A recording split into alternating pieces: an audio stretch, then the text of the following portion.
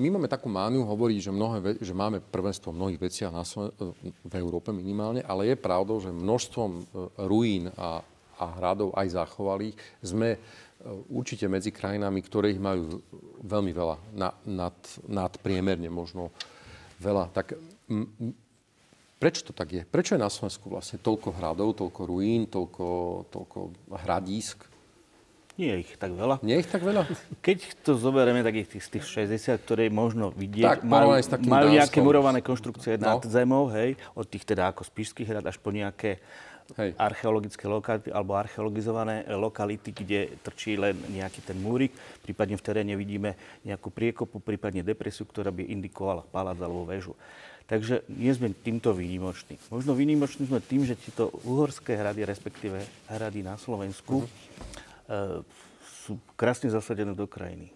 Predsa je to len hornatá krajina, takže či už zoberieme to považie, kde sú dve línie po hraničných hradov, pôsobia o mnoho monumentálnejšie ako na nejakých rovinách, ale v podstate špecifikou týchto našich slovenských hradov je, že sú fakt veľmi pekne zasadené do krajiny. Samozrejme, to nebola ich prvotná funkcia. Samozrejme, mali riešiť úplne iné funkcie ako administratívnu a vojenskú, samozrejme.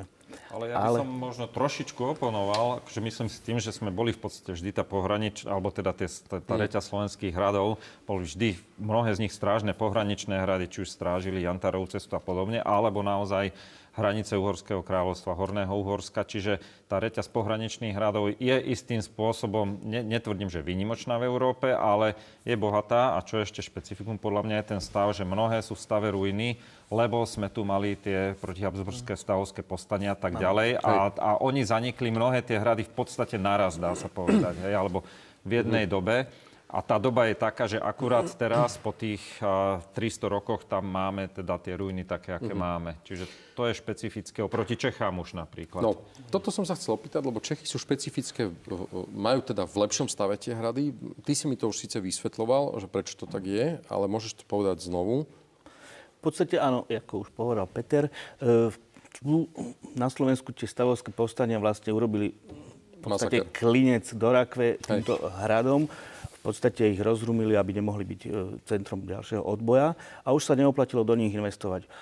Či už ako do vojenských nejakých stavieb a nebude aj do obytných. Už sa teda tá šlachta radšej presunula do pohodlnejších kaštielov.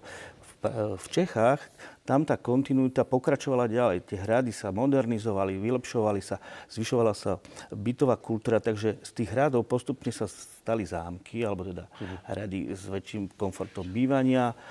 Takže aj kontinuita potom toho osídlenia spôsobila, že tie hrady sú zachované a má ich tam podstatne viac hradov a zámkov zachovaných ako na Slovensku. Čiže boli také pokojnejšie časy. Ne?